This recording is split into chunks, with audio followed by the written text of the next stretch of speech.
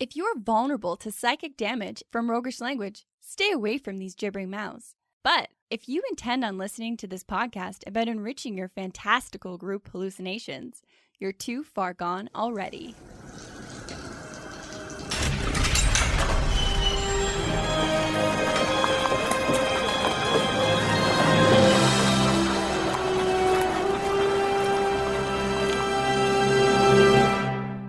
Your next game is going to be super brainy, and here's why. In this episode, we're finding answers to how might a culture based on brains and tentacles work? And what isn't working about illithids, and what could be improved? And Intellect Devourers are just a weird premise. Like, what's happening there? Welcome to the Hook and Chance podcast. I'm Travis. And I'm his brother Jordan.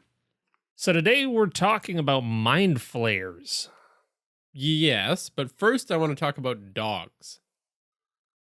Okay. Dogs can be pretty awful, right? Yeah, they're not known as man's worst enemy for nothing. Well, sure, they're man's best friend, but that's only because we train them extensively. If you just let a wild dog into your home, what's going to happen? I love, that's how you make friends and influence people. Dogs suck, huh? No, they're universally loved, you fucking psycho. But why are they loved? Is my question to you. Well, yeah, because we've had generations to train them to be better and happier and live with us in harmony without trying to gnaw off our leg in the middle of the night. Yeah. And really, because dogs are useful for all kinds of stuff. I mean, now we just like to cuddle with dogs. But throughout history, dogs have been good for helping you hunt and getting stuff for you and making sure there's no dangers about. I mean, I will say that having a puppy right now, which is honestly, this is an episode about Mind Flayers. He's very appropriately named. His name is Squid. Yeah. But he's a working dog, and he is a borderline psycho. Like he tries to eat me. Pretty much on the daily. Yeah.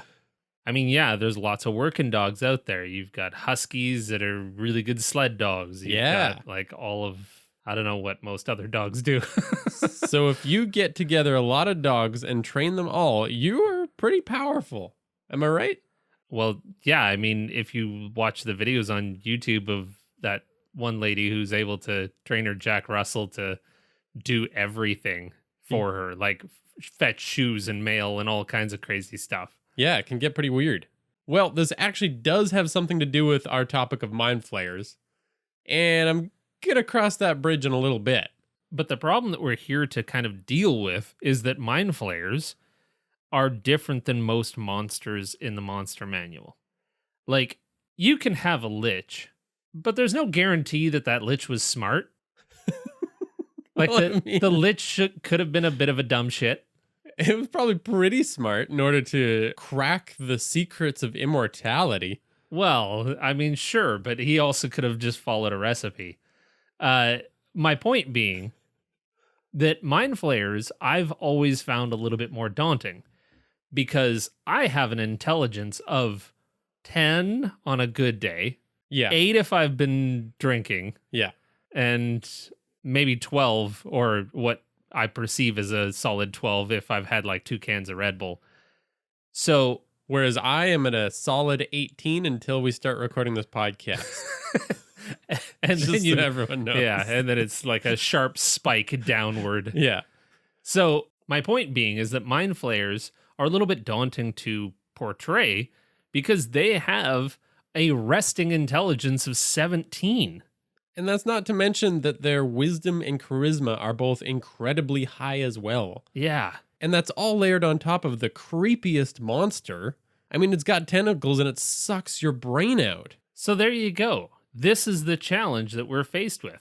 How to play a hyper-charismatic, hyper-intelligent, hyper-wise monster. Yeah.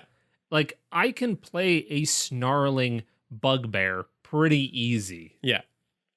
But playing an otherworldly alien with ideas and motivations of their own that are just beyond human comprehension, I find That's all. realistically a little bit more challenging. Yeah. Like, come on. Because we want to give the players more than. Because we want to give the players more than what's that Mind Flayer up to? Otherworldly things. Things beyond what you mere mortals can handle. Can you give me some details? None whatsoever. I've got them all written here in my campaign notes, but I can't tell you yet. Trust me, they're extensive. Don't look at the page. It's not panicked scrawling. Anyways, let's try and figure out how we can fix this. Now, since I can't just raise my own intelligence very quickly, it really does come down to a little bit of planning, a little bit of forethought, and some creative ideas on how to do so. And we're definitely going to fix that in this episode, but just to be clear, we're going to talk more about Mind Flayer culture in this episode. So kind of how they interact with each other, their priorities, how they see the world. And then in our next episode, we're going to dive really deep on the horror side of things. So if you're listening to this episode and you're thinking, I'm not getting enough of that like brain-sucking tentacle monster stuff, just go on this ride with us as we get into their culture, and then we're going to use that to pay off some serious horror. Yeah. Nice. Well, cool. Like you said, let's bounce into the Kinship Camp to talk about Mind Flayer culture. This is Kinship Camp, where rich histories and diverse quirks are explored between weary adventurers around the safety of the fire. So for those that might not be deeply familiar with Mind Flayers, we gotta set a baseline. As we usually do. So we're going to do a little catch up on Mind Flayers. We're going to give you a quick rundown of their history and what they're kind of all about. So let me first paint a picture of what they look like. Tall, gangly, purple, freaky looking. Does that help? I don't think it really sells the true horror that is a Mind Flayer. Nasty pulsating head and squid tentacles coming down from its face. Yeah. So they're elitist, tentacle-faced, brain-eating mind melters, in a nutshell. They got that hyper-intelligent hive mind. They're a group of other planetary beings. They use psionics to levitate themselves and levitate other things and probe your deepest, darkest fears and desires. Yeah. They've ruled many planes of existence throughout their history. They're super powerful. Well, they were once the most powerful race within D&D, I believe, at some time, before they were overthrown by the Githyanki, who they had beaten into subservience and melted all of their minds. And then, at some point, the Gith figured out how to thwart their mind powers, and now Hunt not only overthrew them and kicked the living shit out of all Mind Flayers, but sent them into hiding. And now the Gith are on the offensive, hunting down any Mind Flayers wherever they can be found. Yikes. Big turn for the Gith. Well done. They eat brains. They gain knowledge by doing so. They're really brain heavy, thematically. Well, they eat a brain a month, and at some point they're kind of given the option, do I eat this brain and gain its knowledge, or do I turn it into an Intellect Devourer or one of my minions, or do I use this person without eating their brain to turn into another Mind Flayer, or Illithids as they're called? Just to explain that a bit, their whole reproductive cycle is they start as tadpoles, they fight until only the best remain, and then they get added to a humanoid so that they can grow into Mind Flayers. Through their eye, or their mouth, or their ear, or some orifice. They get put inside a humanoid orifice. It's real bad. But the point is, it's really alien style, so they don't reproduce on their own. They need humanoids to continue. Yeah. And then, of course, you got the hive mind. You got the elder brain, which is connecting and sharing all of the information. Basically, they have the ability to communicate with one another through vast distances through the elder brain. And so, yeah, they've got like a squid net. Yeah. They're all like communicating through their brain stuff. This is why I don't have an intelligence of 17. Sure, I'll agree. So let's talk about what you love about the Mind Flayers, the Illithids, And so what would you keep and what would you toss of what the established lore about Mind Flayers really is? Well, some of the things that pop right out and that define them is the kind of Cthulhu-esque vibe they've got going. Yeah, I really dig that. Yeah. And then that whole alien aspect as well. That makes them really interesting to me because you can make them so strange, and their mannerisms and the things that they do so foreign to any other humanoid in D&D just because they don't make sense. Yeah, they've got that otherworldly bent. Whereas like dragons, they're very different than humanoids. They've got different motivations. They're pretty intelligent, but ultimately they're still grounded within this reality, within this plane of existence. And what I like about Mind Flayers is that they sit somewhere in the nth dimension where like things just don't have to make sense, like you say. Yeah. Their flexibility to do all the messing with your minds that they do really speaks to me as well. From a narrative perspective and like a storyteller perspective, there's enough alienness that you have flexibility. That's what grants you that flexibility to do some weird shit. Because I think every time I've messed around with a Mind Flayer, I let them do things that the book doesn't necessarily allow. Like mechanically, it's not in their stat block, but they're just so weird that I crawl into players' heads and I mess around with characters' memories and make them go into weird mind palaces and all kinds of stuff. And players let you get away with it because they're so alien. Yeah. So what would you toss then? I might tone down some of the brain theme. They're pretty brain heavy. Yeah. They use it as currency. Pretty much.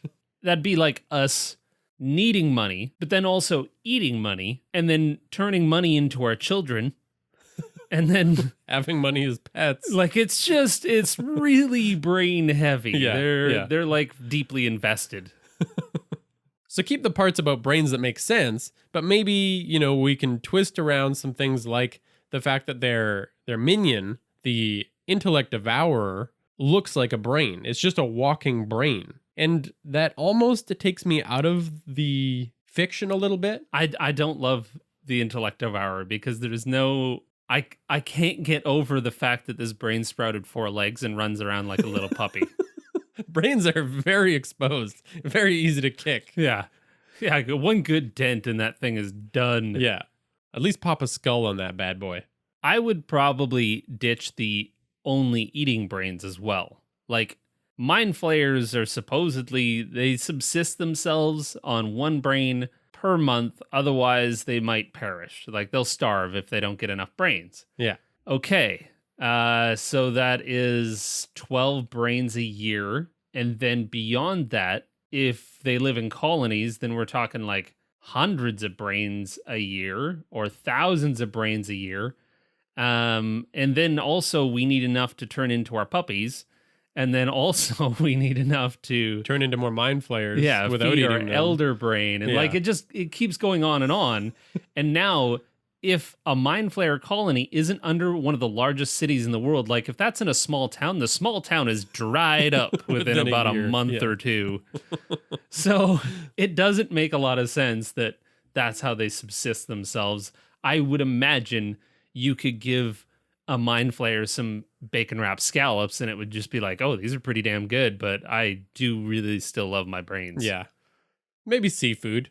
I could see them getting into some seafood. Would you? Because they've got 10, like, would they see a kinship there and be like, fuck nah, I'm not eating this. That looks like me.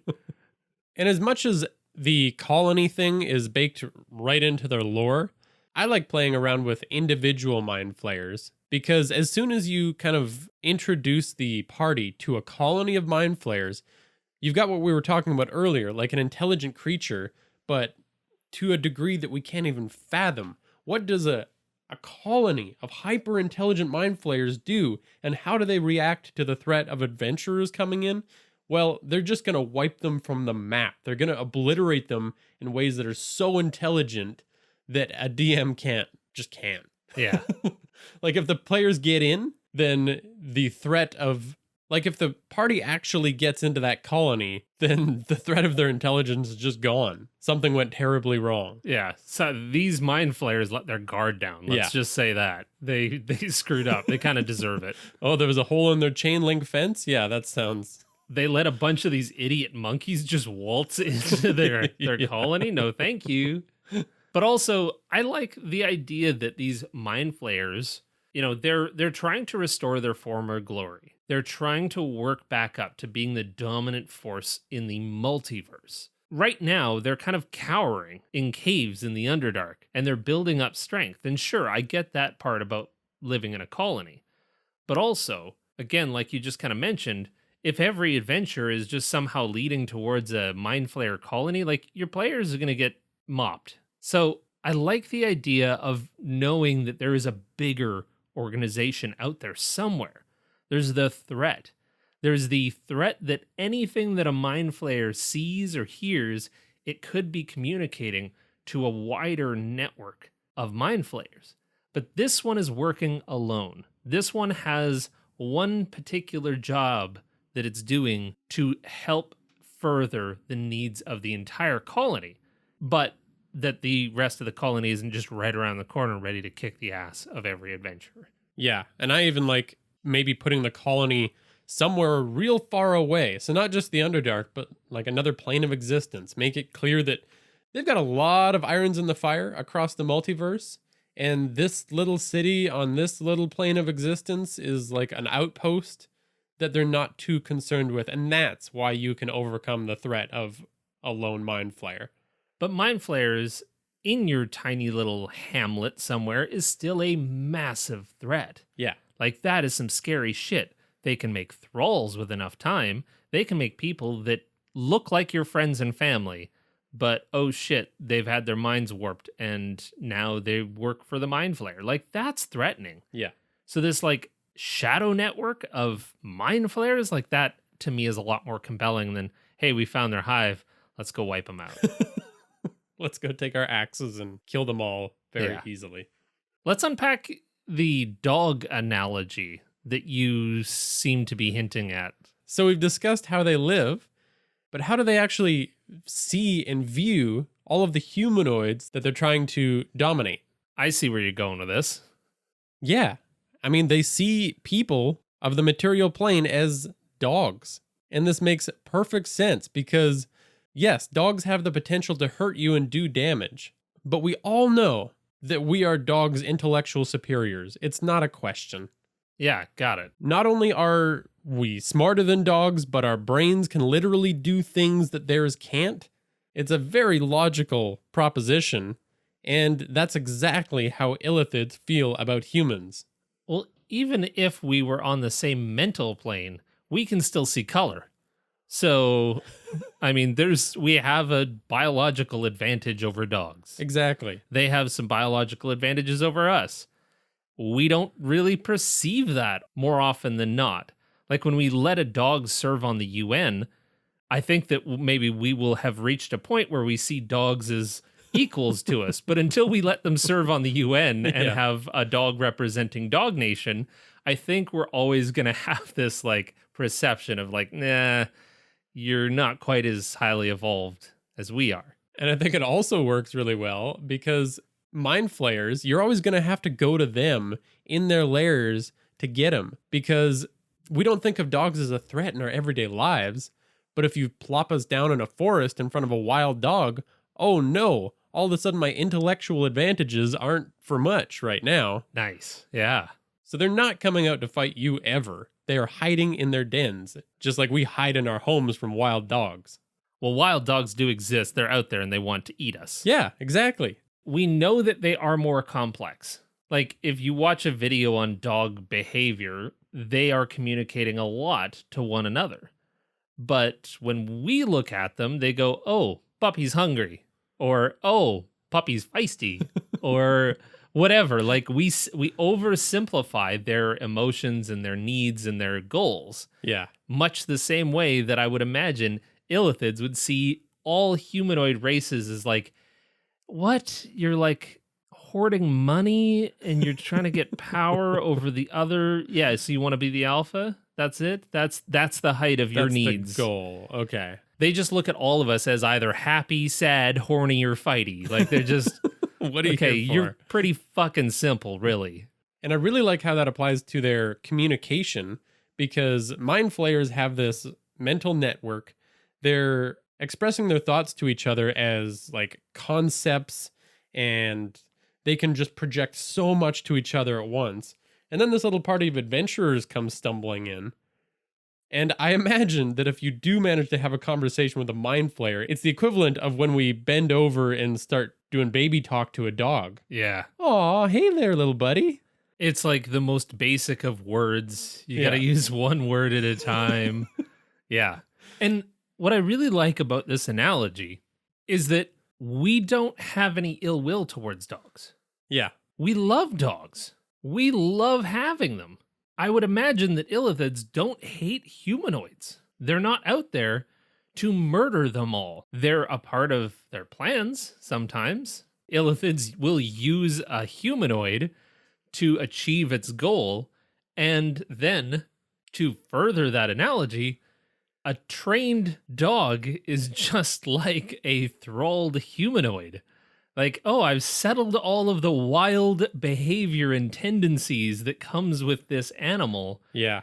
I figured out how to train it to do my bidding and to sit and stay and lay down exactly when I want it to do that. And that gets us into some really fun concepts around, a Mind Flayer. If it collects a group of thralls that are all really good at their individual things, that's almost like a party of adventurers. And then they're probably going around to their Mind Flayer buddies being like, check out this barbarian. It's the burliest humanoid I've ever seen, and it is a great humanoid, isn't it? Well, imagine putting together the best sled dog team. Yeah. That's what they're trying to do with some great adventurers. Like, damn, they came in with some serious skills. I'm going to harness those skills and I'm going to put them to work. I think another interesting idea here is that there could be potential for good illithids. There are people in the world who do see animals, and they're generally considered to be good people who see animals as equals. Yeah.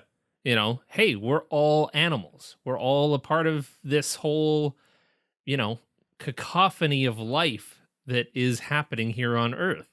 And my life isn't any more important than, say, that tree, that dog, that elephant, whatever. It's that one extra step. And it's like, okay, dude, that's kind of weird.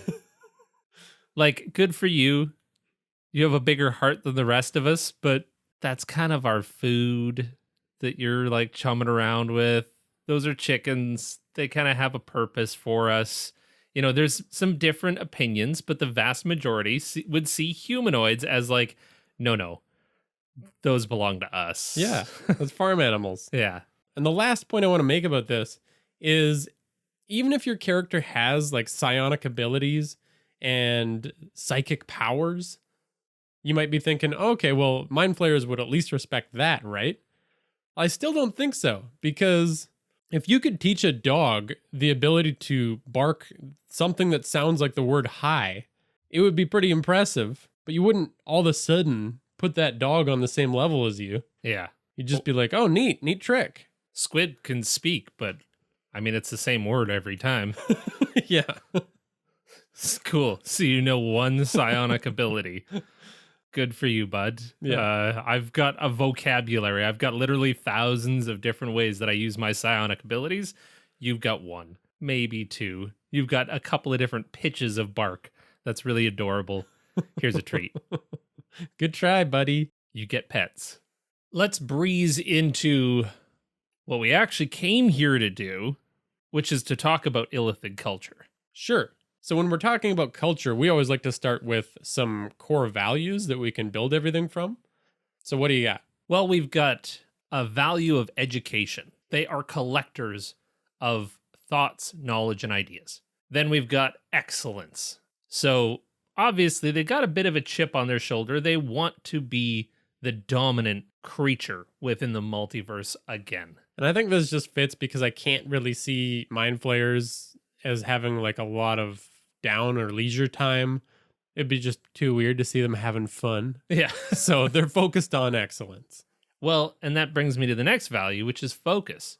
Like, they are laser focused on their entire culture's goal of regaining their place within the multiverse. And I think you can focus that into anything that they're currently working on because they have so much control over their own minds that they can really focus in on a task. Totally.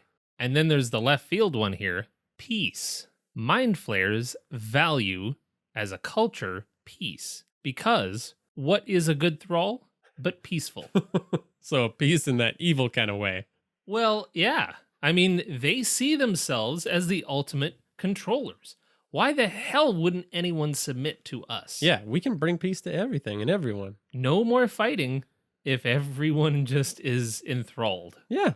And then finally, security. So this is another big one because they've already been through this as a culture. They've been near wiped out, and they are making a comeback slowly. And so security and ensuring that that never happens again is another one of the most paramount of their cultural values. Yeah. They are never letting those wild dogs in again. Dog fences everywhere. And then next stage on our culture creator, and again, if you want to do this for any creature within the monster manual, it's actually pretty easy to do. We have a whole system that's available on our website under the resources section. So hookandchance.com/resources.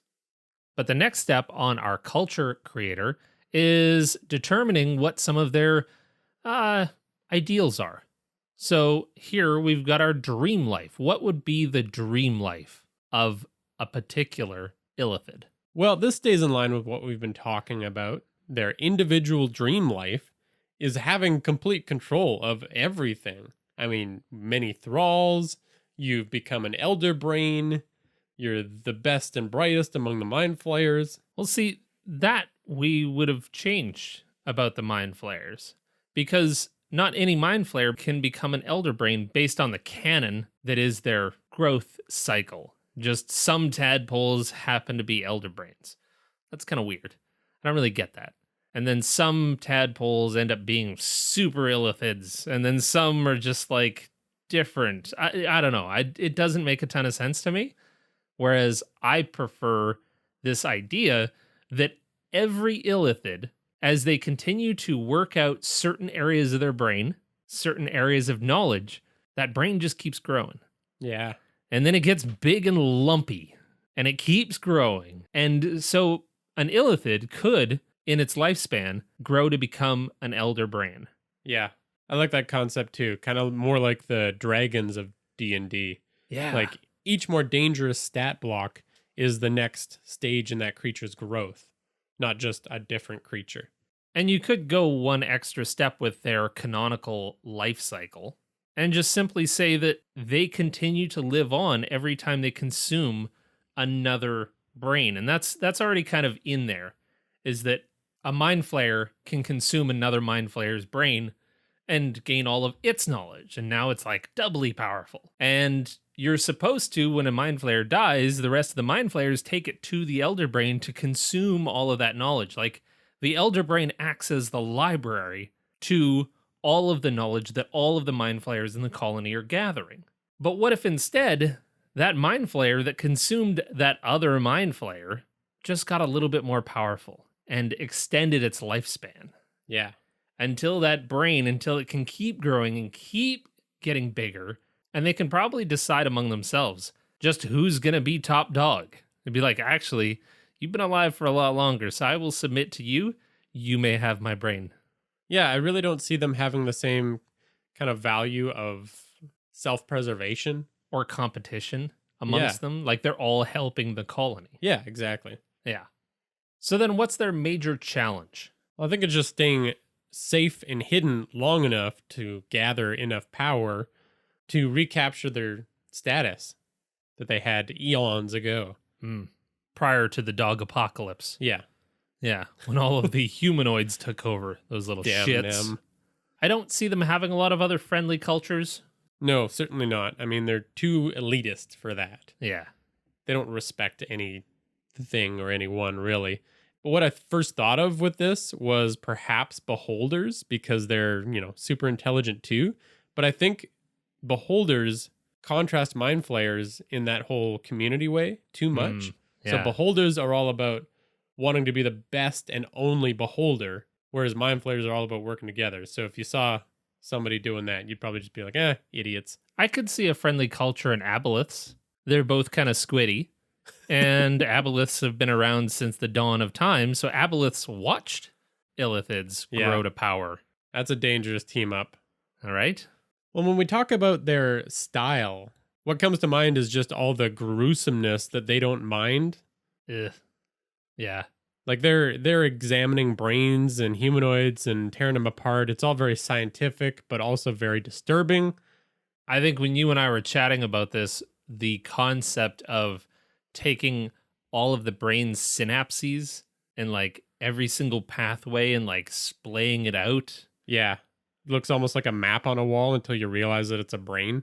Well, what if they like wrapped that around themselves and laid that into their actual clothing? Oh. And now it's like shiny, shimmery clothing, but it's really just brain synapses still firing. Yeah, that's, still firing. They're keeping it going. Yeah. Keeping it juiced. That's gross. That's interesting. And you made a really interesting point about their clothing being defensive too. Well, if you have psionic abilities and you can lift things with your mind, much like Yoda was teaching Luke that, hey, a rock is no different than lifting an X-Wing. Yeah.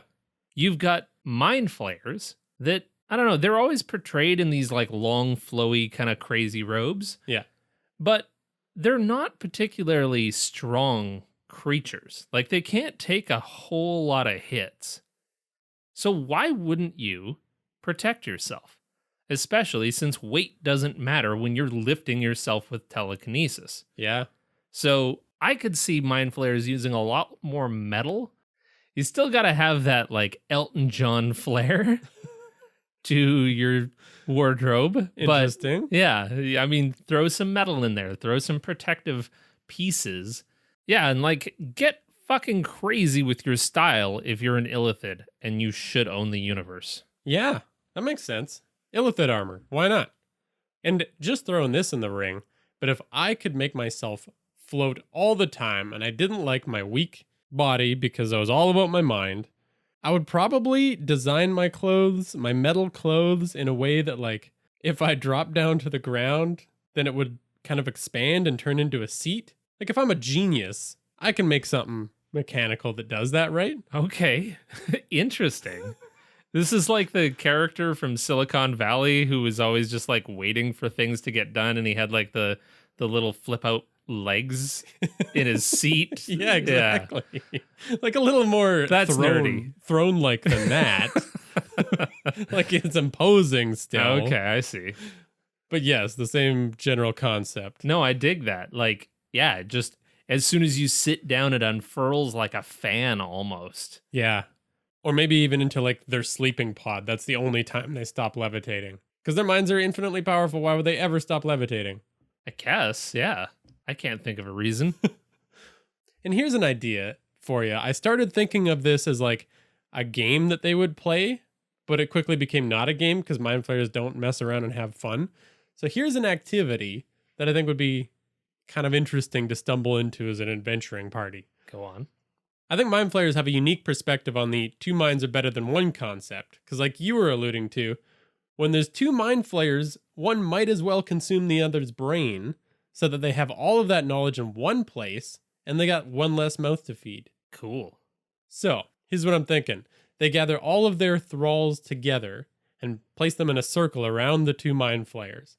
They face off against one another. And then they sit there having a mental battle of wits with the goal to gain control of all the thralls. So each one is trying to get all the thralls under their control. And they're just sitting there staring each other down. Nobody realizes the battle that's happening right completely silently. Their heads are just kind of doing that like pulsation thing. Yeah, throbbing, that vein is twitching. Yeah, and it's getting real intense. And then as soon as one of them does that, the thralls all move together to tear apart the losing Mind Flayer. Pull its brain out. No. Give it to the other one. Good Lord, that's gross. Can you imagine watching that as an adventurer? You're just like, what just happened? Yeah, like when the party gets close to the Mind Flayer hive That's the thing that I really like about these kind of ideas, is that you kind of go like, oh, where would I actually use that potentially? But here's the thing, is that whenever the party enters the lair of the thing, unless you have some of these ideas kind of percolating, you don't want it to come across like buggy cyberpunk, where like you enter an area and every character in that area is just in a T pose until the game like loads up and boots up. Like it was just sitting there waiting for the adventurers to show up. Yeah. You want to be able to pepper in something that's happening within their lives in this moment. Yeah. That will convey what that thing is capable of. And stuff like that is so visceral and so gross that that's what they're doing when the adventurers approach. And it helps give that sense of they're doing stuff that doesn't make a lot of sense. They're doing stuff that's beyond me to understand. Oh, totally. And usually we talk a little bit about a culture's gestures, but with Mind Flayers, again, they're not going to be gesturing to each other. They're not going to be saying, hey, how's it going, bud? No, because they're having like 5 conversations at once in their brains. Yeah. So that's all out the window. When it comes to portraying Mind Flayers, like, I like this otherworldliness. I'm wondering when the adventurers do get in there and they end up talking to a Mind Flayer, how do we role play one? Well, in my mind, since Mind Flayers are so in control of their own minds, I think that they are going to be really unemotional. Like those villains that just, they don't crack. They never show their true feelings. Yeah. They don't let you get to them, that's for sure. I mean, Mind Flayers can cut off their emotions, probably literally. They can stop the chemicals that are flowing through their own brains and make their brains do exactly what they want. Well, if that's true, then they would be able to even stop feeling pain. Totally. So if you stab a Mind Flayer through the gut, they're just going to stare at you. And they're going to take their turn normally. Like they're not... That's creepy. Yeah. They don't care. They would still want to feel pleasure. Like, I'm sure they can feel things. Yeah. But if you had the ability to just stop certain chemicals from flowing in your brain, why wouldn't you? They would have no sense of jealousy, no competitiveness among their own kind. And when it really kind of came down to it, I wonder if they would even lie. Like, why lie? Usually you're trying to deceive somebody, but unless you have some ulterior motive, like, it doesn't make a ton of sense. So even when the players, let's say, are making a deal with an illithid, let's say they didn't get into a fight with him right away, and somehow they're having peace talks with an illithid. Sure. It would still have no reason to sugarcoat anything.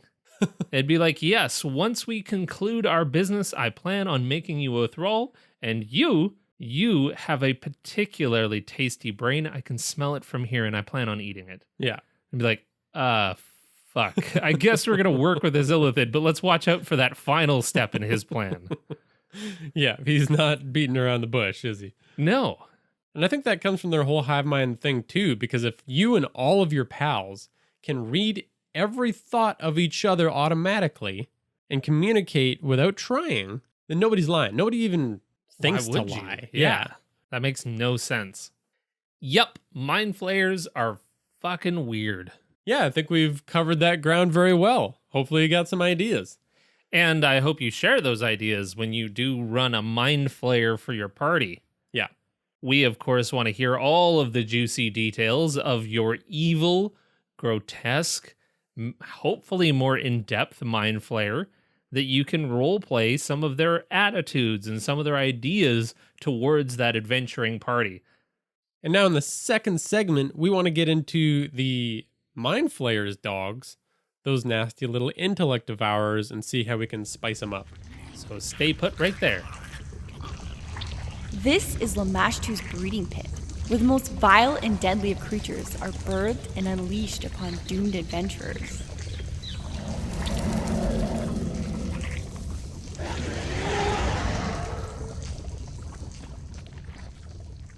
All right, so let's get into the Intellect Devourer. A quick recap on these little buddies. They are full-on brains with little animal legs that go out on the Mind Flayer's behalf jump in someone's skull and either use them as spies or bring them back to the Mind Flayer.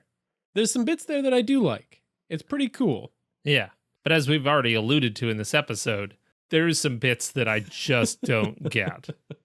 I want to talk about why I don't understand, and maybe, just maybe, you have some experience with this. You can hop on our Discord or hop on, the YouTube comments and explain it to me. Because odds are we're just dead wrong on this. We might be. But here's what I don't get. So Mind Flayers, they want to study brains. They also want to eat the brains. They are brains. The Intellect Devourers are brains. And they have weird legs. And so the whole idea of I'm going to take my food and I'm going to make it grow legs. And then I'm going to have it go out and hop into another person's brain that I could have thralled, but I'm not going to thrall. But it just, there's some part of this life cycle and ecosystem that just breaks my noggin. Yeah, because to me, it breaks down like this. Like you were saying, Mind Flayer. I've got a brain right in front of me. Let's have it go eat a brain and bring back the body that it was in. Even though what I want the most is a brain. And I could use the body, but I could use the brain a lot more. Yeah, like you said, just breaks down for us. Yeah. We'll stop going around in circles on this weird. Damn it. And also, there's something, I know it's like a classic monster. I just don't like these little baby legs that it grows. It creeps me out. And maybe that's what it's supposed to do, but yeah. I don't know. Why that? Just in a different kind of way than we usually like. Why not tentacles? Yeah. Why does it not grow tentacles? Exactly. If you just change that, I would like it more, I think. But it just grows these little baby legs with tiny knees. And they look kind of like animal legs, but it's like Mind Flayers have nothing to do with animals. Anyways. So let's start by reskinning them. Now, since the Mind Flayer is so close to kind of that colony idea that is so prevalent within the Alien franchise, I would reskin them as kind of like a face hugger. Yeah, because face huggers are creepy. They've kind of got some spider elements to them, which just give all human beings the willies, something that skitters along the ground. Well, and they fit within that alien life cycle. They look like they belong. Yeah. And that's all we really have to do to their look to make them work for me. But then I want to reimagine what they can do. So I'd say that Mind Flayers would have different Intellect Devourers for different purposes. Ooh. They're like a utility knife. Yeah. I mean, why limit Mind Flayers? Like we said, they can do all this weird stuff with their minds. So let's explore it. Devourer 1 has the same purpose as the Devourer in the book. It goes out and it brings people back for the Mind Flayer. Cool. What I would add to that is that it would have the ability to project into everyone's minds that it's not even there. I think that gives it a real cool, creepy vibe too. Well, you edit somebody's thoughts. Could you edit their perceptions? If you had unfettered access to somebody's brain, could you just say you don't hear me, you don't see me? Weird, I'm experiencing the world and everything in it, but for some reason, I just can't perceive this one thing. I'm just going to cut that from the feed that's going into this person's brain. So now you have this thing that works like, The Shadow, 1993, the movie with Alec Baldwin in it. I don't know if you recall all of the plot points to that movie, because that was a long ass time ago. And it wasn't a blockbuster movie. No, it was not. It was not a popular movie. This is a deep cut, but go on. So in the movie, he can basically mesmerize or hypnotize a person from being able to perceive him. So he boogies around, and the culmination of that movie was just that his enemy had been able to make an entire building disappear from all of New York's perception. It was just an empty lot, but as soon as he kind of hacked his way through that mental block, he's like, oh shit, there's a building there. So what you're saying is that now you've got a face hugger that's able to edit your perception of it. Yes. And what I love about it is that you could give players the ability to make a saving throw to see it. And if they do, all of a sudden they're the only one that's get that thing. See that thing? And everyone else is like, what? There's nothing there. What are you talking about? One person makes the save, and now they look like the nut job. Yeah. So the way this thing works, I think, is it goes into communities looking for promising specimens. And that could be like a pretty drawn out thing. Like it's going around and hanging out with people because it can remain invisible. Oh, no. It's just very, very bad. It's almost like it's an urban legend of the Intellect Devourer, the creepy little spider thing that runs around cities. Like people have seen it because the Intellect Devourer fucked up and didn't target that person to remove it. So some people are seeing it, some people are not. And then you can even, get deeper into that urban legend part of it. Do you ever feel like you're being watched? Do you ever feel something brush up against your back? Ooh, I like that. That's disgusting. Yeah. I hate it. So then, once it finds a promising specimen, it crawls up their back, hooks into their nervous system. Oh, no. Through their neck. Nuh-uh. And turns their bodies into puppets. And just pilots them? Yeah, so they're not hijacking their mind, they're hijacking their body.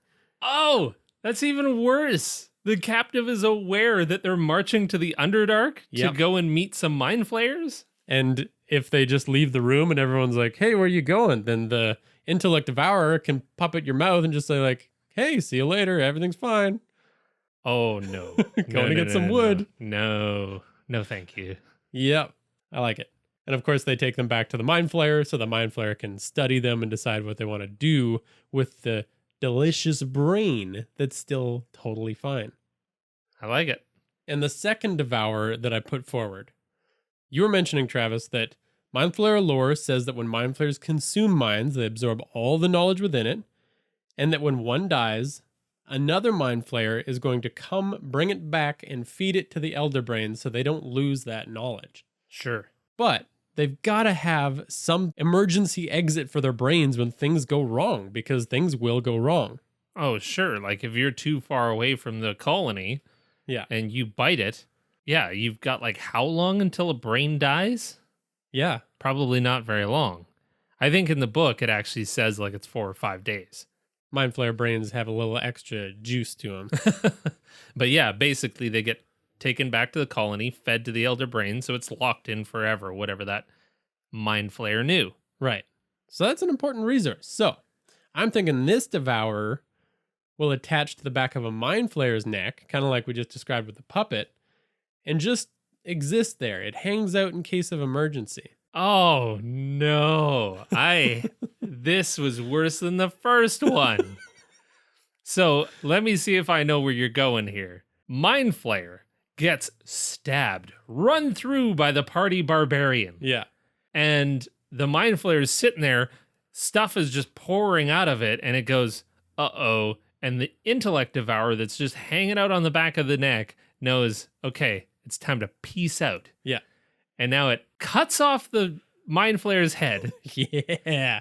And scurries away with it. Yeah, let's get this brain back. So now you've got a dead, like lifeless-eyed Mind Flayer head with the little tentacles on its face, limply dragging behind a tiny spider creature's legs that are just boogieing through the Underdark. Now here's the thing.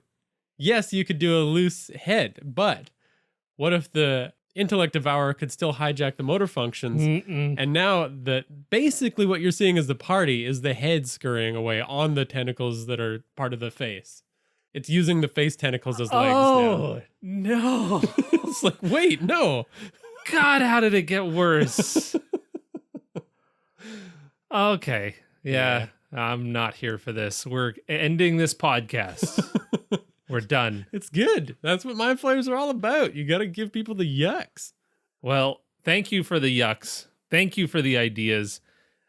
Thanks to our patrons who, God, for one reason or another, continue to assist and help us make this podcast possible. Again, it's all on you that we've gotten here, for better or for worse, for disgusting or not. You're here with us and we appreciate it. Thank you very much, especially to our newest patron, Felix R. But also equally to every other patron like Chris F. I See Spiders Where There Are None. The Senate. Lucas D, Lila G, the GM Tim, Nevermore, Thomas W, Tyler G, Ty N, Heavy Arms, Eric R, Aldrost, Leprechaun, and Will HP. Thank you all so much. We Indeed. appreciate you. We also appreciate Tabletop Audio for the sound effects that you hear in this episode. You can follow us at Hook and Chance on Facebook, Twitter, Instagram, and Reddit. You can join the excellent community of players and DMs on our Discord if you want to give your ideas, get some ideas. Where we do bi-weekly hangouts. We're going to hop into how to structure a story, I think, in our next one. Yeah, using some really cool story structure stuff. So I'm hoping to get folks to join us for that. Thanks for listening and play eat great brains. I had a pinch of hope that you were actually going to do the line. Nope, eat great brains.